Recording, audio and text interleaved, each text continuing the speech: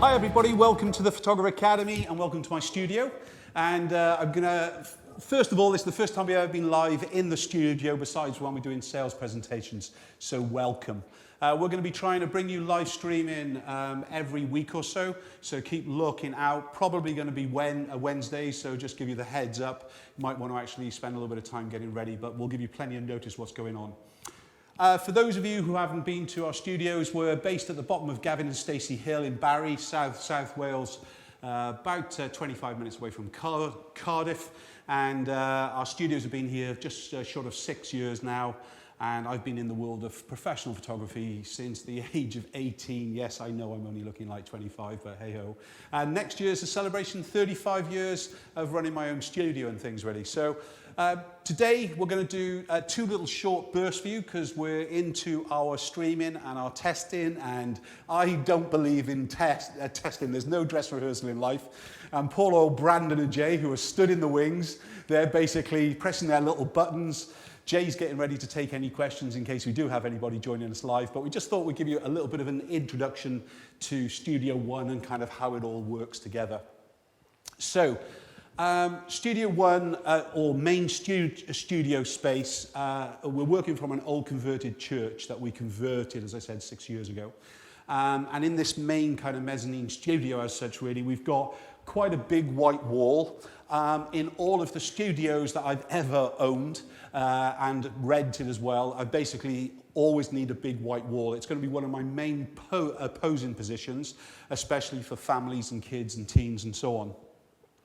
Then we've got a simple laminated floor just down on the floor, easy to clean, especially in these current times. And then I've got a roll-out vinyl that basically just laps up to the wall itself. And if I light the Studio One correctly, basically there's hardly any work to do in the post-production itself. It's a large space, as we can see across the background wall here. Brandon, can we see the full backdrops on the top that are screwed in here, the black and the white? Is that visible? Yep, so the black and the white, they're 4-meter backgrounds, and really we use the black rather than the white. The white is only up there if we're doing any fashion stuff and so on. Then, as far as other backgrounds, we've got 3 colour rolls just actually on the side, Colorama, and basically they're just on chains. There's no wall automation, and basically I just kind of pull those up and down. They're quite high up because of obviously the style of the studio that we built. It's more of a commercial style of studio, so I'm looking for a large, full-length kind of tall images if possible as well. So that's the kind of the basic structure. As far as the lighting is concerned, we use predominantly Elinchrom ELC heads. All the lighting we use is Elinchrom as far as Studio Flash is concerned. Pretty much the soft boxes that I use as my key light, like we're seeing here, is usually as big a softbox as I can physically afford. And as I've gone through my career, the softbox has got more expensive as I go up. But I'm a massive, massive, massive, massive fan of an Octa. Why?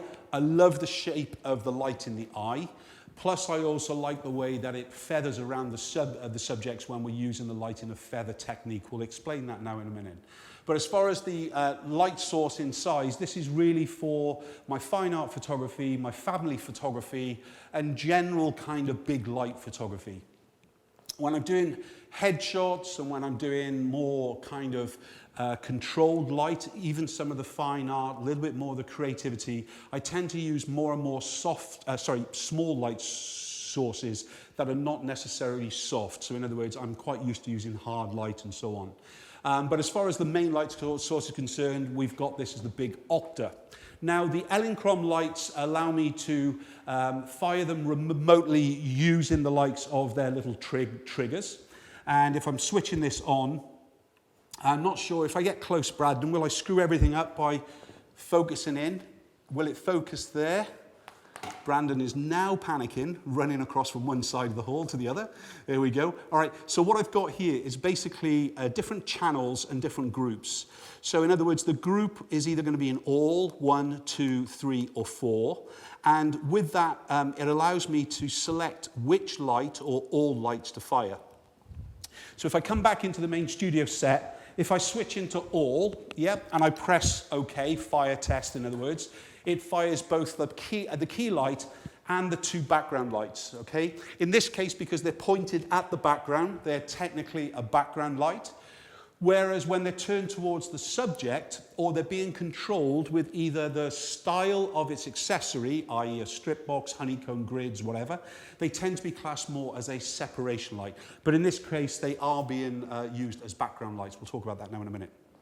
So when I'm shooting in the kind of the high key part of the setup, which I usually start with most of my families with, pretty much all is running for the first part. However, if I just now press group and I go to 1, it means that when I shoot on camera, or in this case I'll press the test button, this basically just fires the 1 light source itself, okay? So this allows me to just choose whether I want all lights to fire or just the 1 light to fire as such. When we were looking around the studio kind of the setup, you start to think about kind of the classics is 4 or 5 lights. Four lights, in other words, let's talk about that first. So it would be a key light, a fill light, which would be behind camera position and the most non-evident light source ever. So in other words, a big white wall being bounced light off, let it scatter and kind of spray all over the place. That would be set around about a stop and a third to 2 stops less. Depends on the contrast ratio you're trying to work towards. I tend to actually set my fill light at around about a stop and 2/3 less than the main light itself. When I'm working with families, I tend to work in the aperture of f8 for good depth of field. So basically from here, if this is metered from where the client is going to be, we'll do that in a minute, metering towards the light source, and we get our working exposure. It means that the fill light, if it was one, there's not one running today, but if it was going to run, it would probably be set to 2 stops less. Why? For me, I like a slightly deeper shadow than perhaps some of you, but I tend to use my softbox, my main light, not in a directional, but I use it as a feather. So this is kind of a wash light. And what this does, by the time this reaches me here, and at the time it reaches somebody on the far side, there's enough wrap of light to kind of fill in most of the shadow. We tend to use the fill light more to ensure that we've got the depth of black and the depth of detail in textures, guaranteed result. Then we start to look at the background lights. And in this case, we're just using 2 strip Rotolux soft boxes, okay? That's going to give me a soft light source. And on this side of the studio, I've got an ELC 500 Pro HD, and on the other side, I've got 1000. Within the main softbox, I'm running a Pro 1000 head as well, okay? So in this case, if we think about the studio, if this main light is at group 1, and I stand in a position as if I'm going to shoot towards here, okay? It means that this is running at around about my 8 o'clock position. The separation lights, or the background lights in this case, are positioned pretty much at the 10 to 11 o'clock and the 1 to 2 o'clock position, giving them enough distance away from the wall so they can spread the light evenly and actually spread it fast. One of the things that I've made difficult for myself in this case is that I'm using a strip box, so it's narrowing the light, it's controlling the light, whereas obviously when the gas fires on flash, it's trying to escape everywhere and find every little crevice. What a strip box, a small soft box, whatever you use does, it controls light no matter what. So in fact, what I need to make sure here is that the light is far enough away and it's basically pointing at the light source, the reflective surface, in this case the white wall.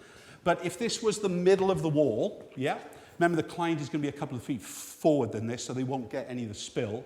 But it means that this light is in this kind of position, so it's pointing towards here.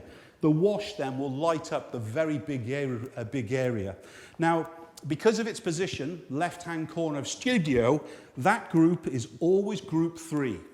Why? Because then instantly you know how to set up a studio space, and when we then move it into group 4, it means that the right-hand side is the light that is going to fire. So 1 is my key light, 3 is the left corner, and 4 is the right corner as such, so the right backlight.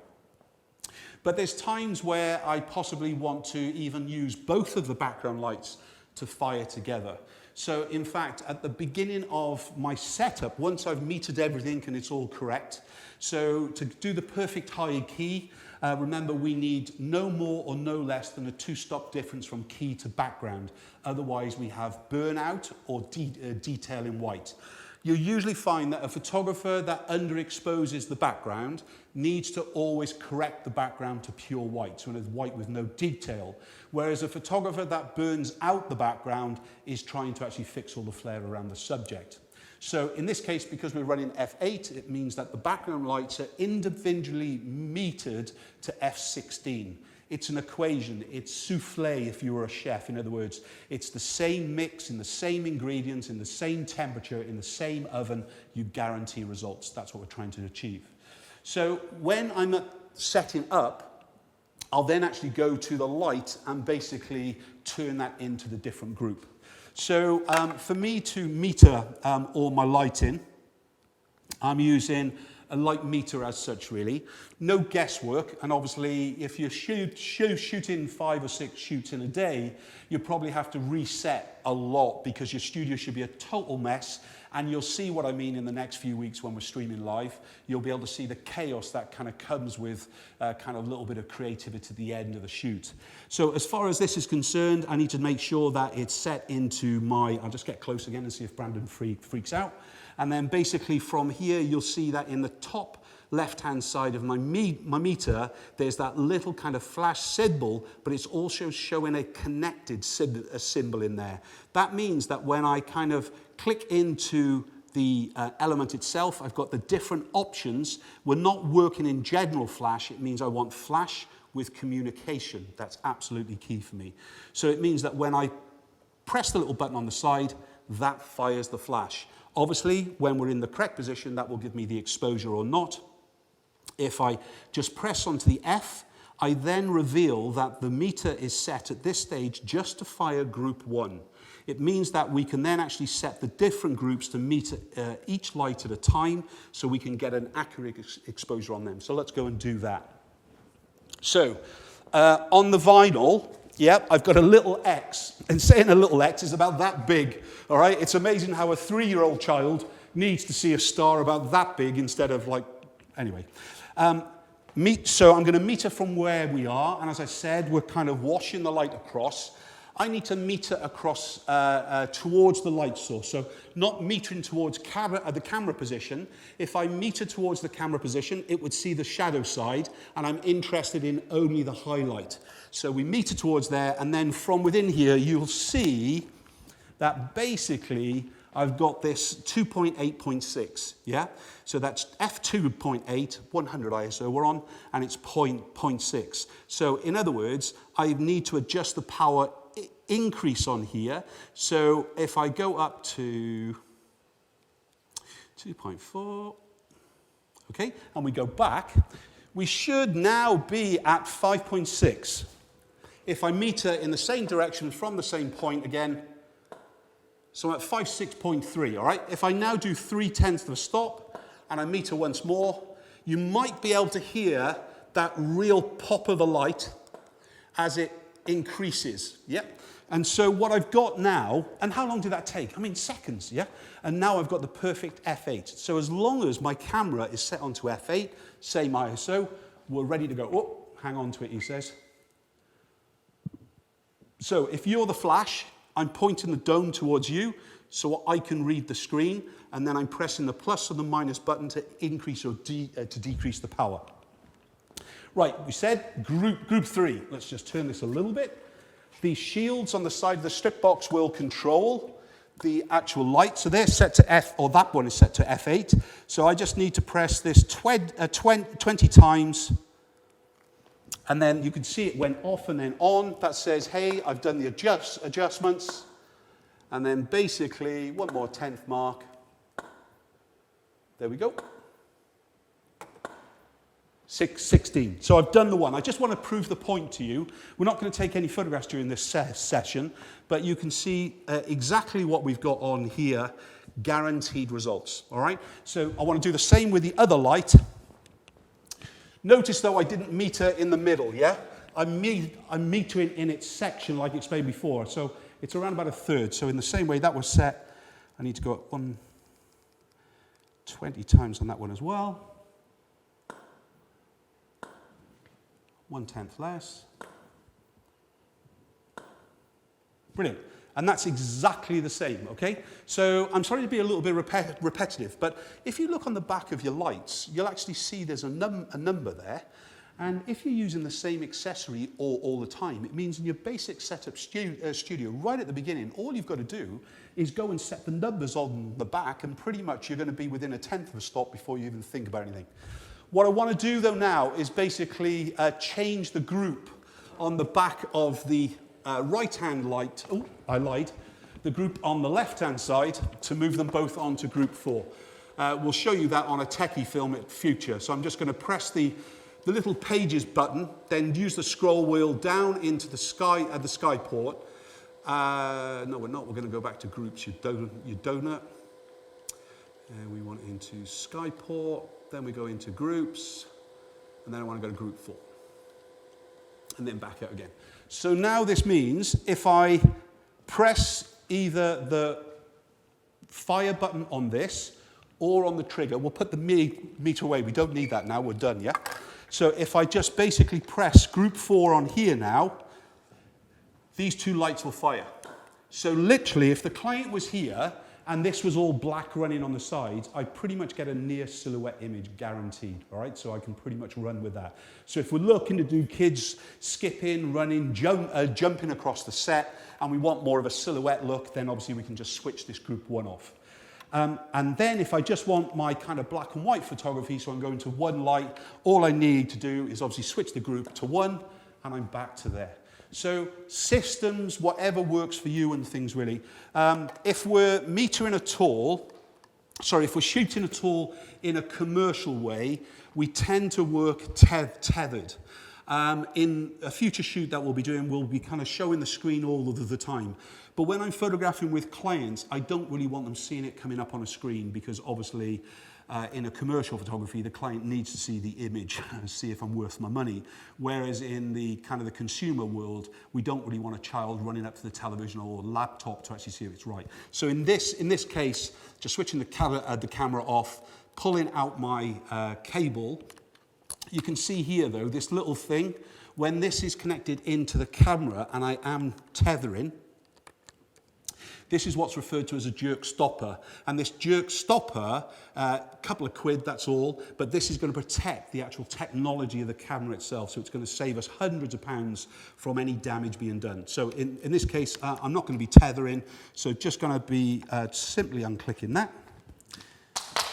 And then we're pretty much ready to go. So as long as I set ISO 100, I change my aperture to f8, 125th of a second, switch my trigger on here, I'm pretty much ready to go. And then what I've got, he says, is a perfect white high key background set there in the middle. It's an equation. That's why I tend to use the expression souffle lighting all the time, because it's a recipe guaranteed. When I just want to shoot in a mid-tone or basically a black and white style of photography, what I'll do is just shoot, I'll switch group 4 off, yeah? Just shoot with group 1, and then basically I'm instantly into one light photography.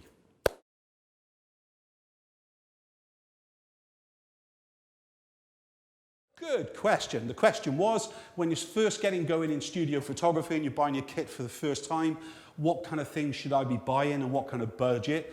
I would say that when we learn to drive, we don't buy a Ferrari straight away. We buy a kind of beaten up banger, and basically then we kind of add into new cars as we get older and older.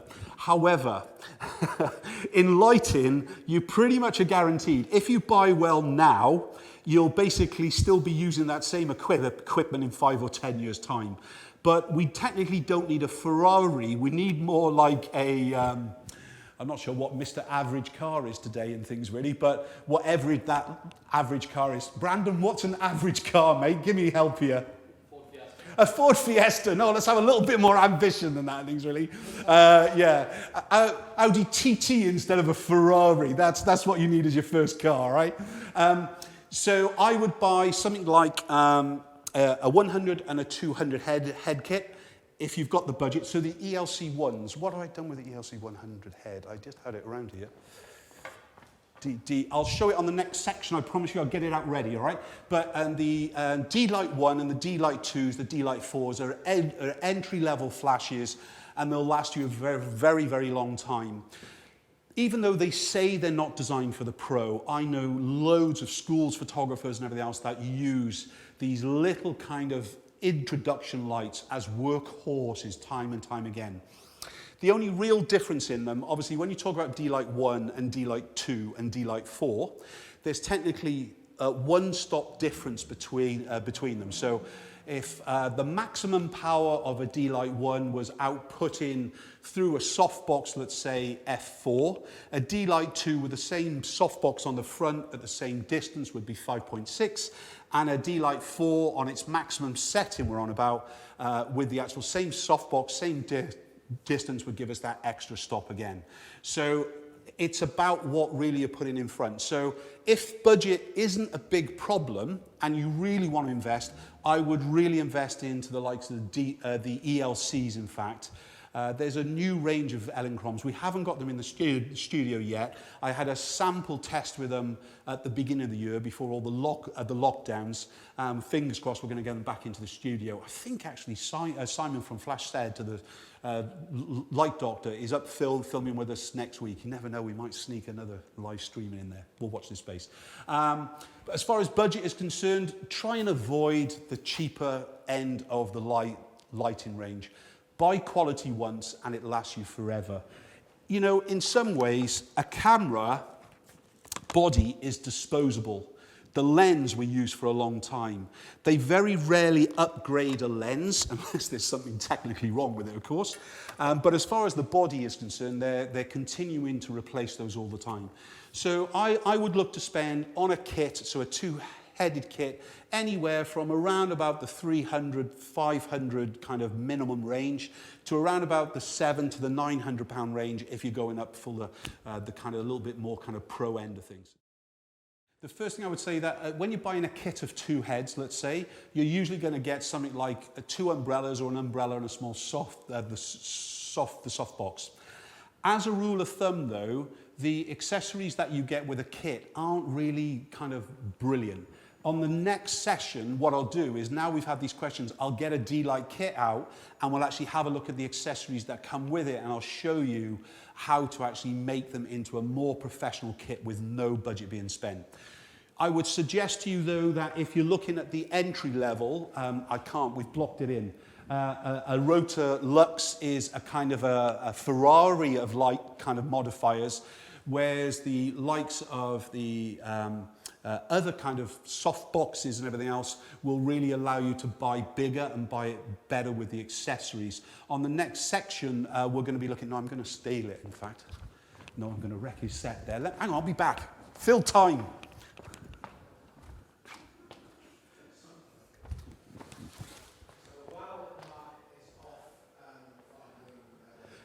No, forget that, because they've locked them all the way over on the side and they put everything in place. We're going to be showing you the Photix soft boxes. They're brilliant value for money, good size, good softness, very quick to put up because they're based on the umbrella kind of open close. Plus they come with the egg crates on the front. And the egg crates will really, really control the light as far as the strip box. We've actually just done a film for the Academy during lockdown on strip boxes and the differences and everything else, so watch out for that film when it goes live. But we'll try and bring some of this kind of getting going kit straight out actually in front for the second part today.